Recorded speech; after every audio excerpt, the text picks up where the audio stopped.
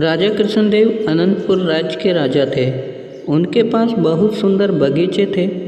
उनमें से एक बगीचा जिसमें एक पेड़ पर सुनहरे सेब फल लगते थे, राजा को वह सबसे प्रिय था। एक दिन बगीचे का मालिक घबराता हुआ राजा के पास में आया और बोला, महाराज महाराज अनर्थ हो गया। महाराज बोले, क्या हुआ?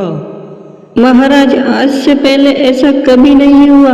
आज सेब के पेड़ से एक सुनहरा सेब फल गायब हो गया और वहाँ किसी सुनहरे पंख वाले पक्षी का पंख मिला मुझे। ये पंख तो किसी अद्भुत पक्षी का लगता है। राजा ने पूरे राज्य में घोषणा करवाई कि जो भी व्यक्ति इस सुनहरे पंख वाले पक्षी को पकड़ कर लाएगा उसे बहुत सारा इनाम दिया जाएगा। 6 महीने बीत गए पर कोई भी उस पक्षी का अता पता नहीं लगा पाया। उनके बगीचे से रोज एक सेब फल गायब हो रहा था। तब राजा का पुत्र अमर सिंह बोला, पिताजी, मैं स्वयं उस पक्षी का पता लगाना चाहता हूँ। आप मुझे इसकी आज्ञा दो। राजा बोला, नहीं, मैं तुम्हें जाने की आज्ञा कैसे दे सकता हूँ? तुम मेरे इकलौते वारिस हो।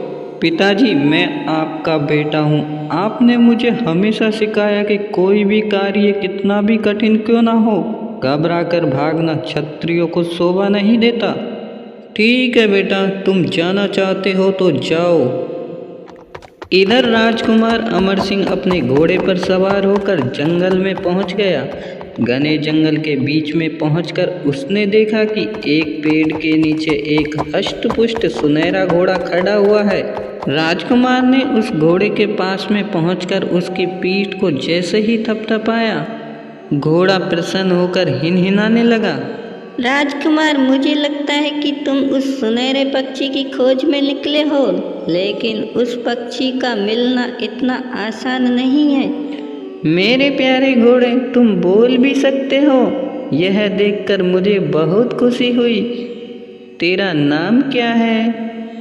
मेरा मालिक मुझे बादल बुलाया करता था, पर अब मैं उसके अत्याचारों से भाग आया हूँ।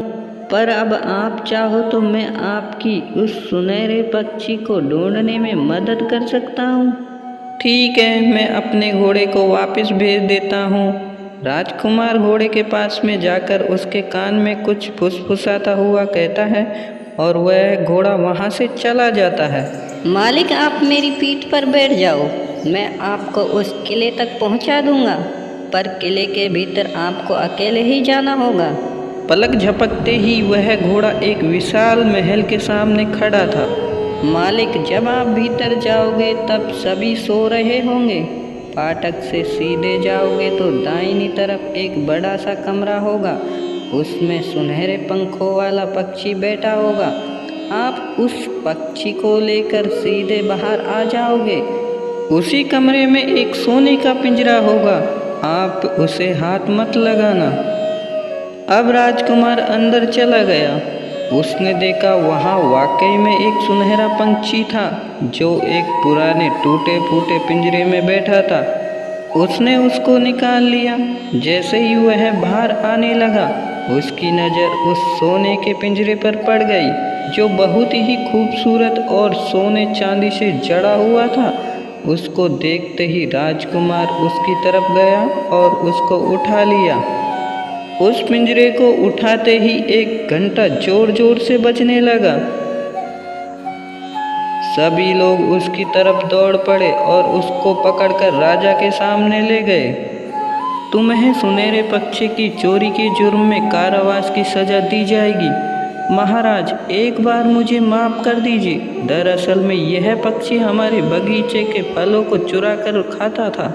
इसका पंख देखकर मेरे पिताजी ने इसे लाने की आज्ञा दी थी। अच्छा, हम तुम्हें तभी माफ़ कर सकते हैं जब तुम अवंती नगर की सुंदर बाल वाली, सुनहरी आँखों वाली खूबसूरत राजकुमारी को लाने का वादा करो। महाराज, अगर आप मुझे माफ़ कर दो तो मैं अवश्य उस राजकुमारी को आपके सामने प्रस्तुत करूँगा। राजा ने राजकुमार को छोड़ दिया। राजकुमार जब बाहर आया तब बादल भागता हुआ उसके पास में आया क्या दोस्तों राजकुमार उस राजकुमारी को वापस ला सकता है और अपने प्राणों को बचा सकता है? कहानी का अगला भाग देखने के लिए आप चैनल को सब्सक्राइब करिए। कहानी के भाग 2 में हम देखेंगे कि राजकुमार किस तरह से राजकुमारी को अपने साथ में लाता है और सुनहरे पक्षी को अपने पिता के सामने प्रस्तुत करता है।